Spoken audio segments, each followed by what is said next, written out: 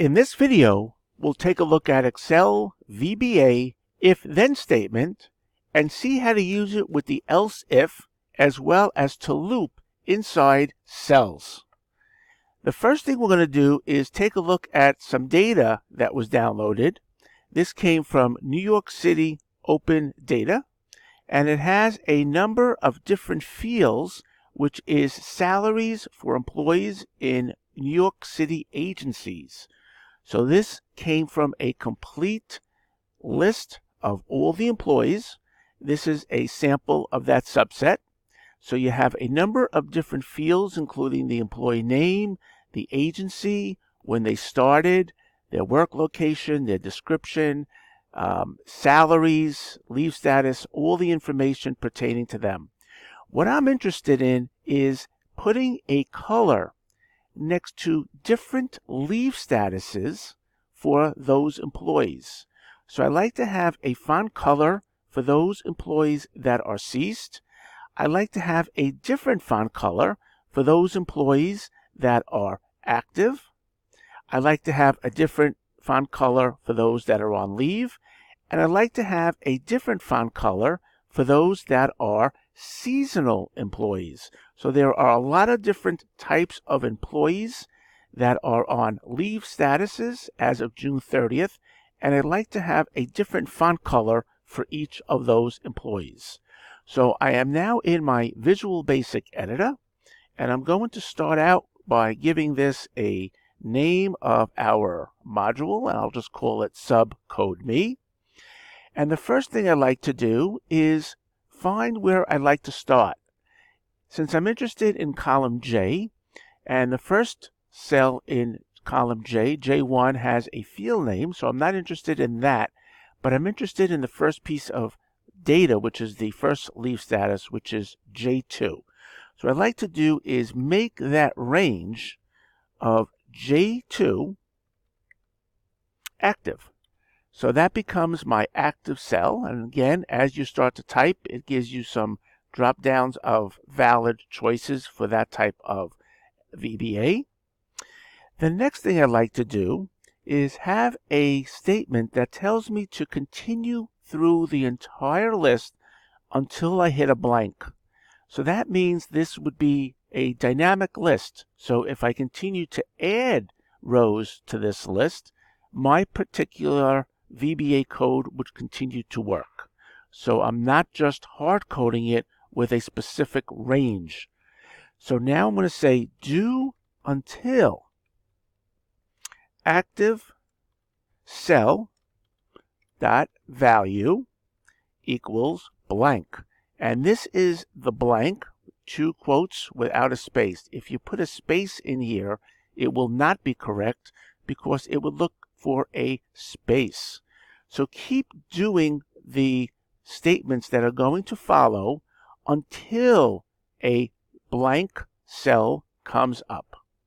So right now I'm in J2, and I'm going to test if active cell dot value equal to, and my first test will be if the person is ceased. Again, I have uppercase here because I'm looking for uppercase here, so I keep consistent.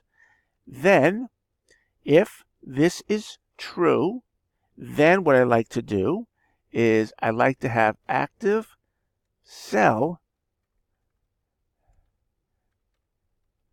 dot font, and it's helping me out, dot color equal to VB red. Okay. Now what happens if it's not ceased? I need to have what's known as an else if statement that would then test the next condition.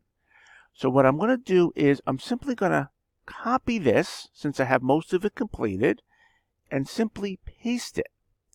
But what I need to do is I need to put in the else if statement in front of that first if. So now I have else if active cell dot value, and I'm going to change this to active. If it's active, what I'd like to do is put in the color VB green. I'm going to take this and I'm going to copy it, and I'm going to say if it's not ceased, not active, but if it happens to be seasonal, then I like that to be VB blue. And then what I'm going to do is I'm going to do another copy and paste, and instead of active, which I took from up there, I'm just going to change this to on leave. Then I like that to be cyan color. So now what's happening is it's going through these tests if it's actually going to be any of these colors. If it's ceased, if it's active, if it's seasonal, if it's on leave. And again, you can indent however you like. It could be lined up nice and easy, lined up nicely. You can indent, try to make it so that it's consistent and easy to read.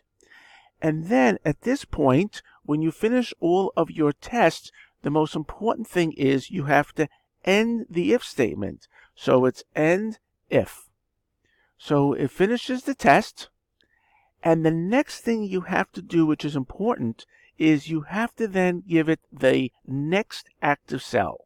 So this was the first active cell. You want to now go down one row, staying in the same column.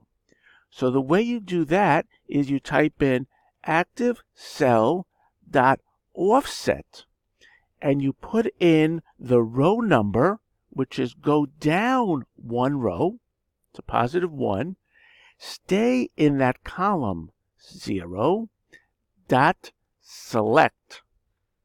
Now select the next cell, and once you select the next cell, what you then need to do is loop.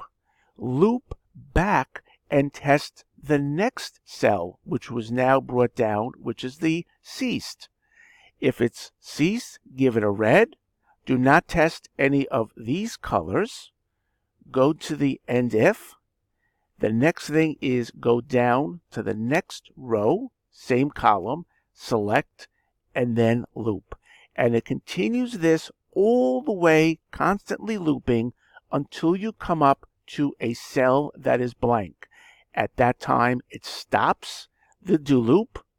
It does not loop at all. And at that point, it simply goes to the end sub.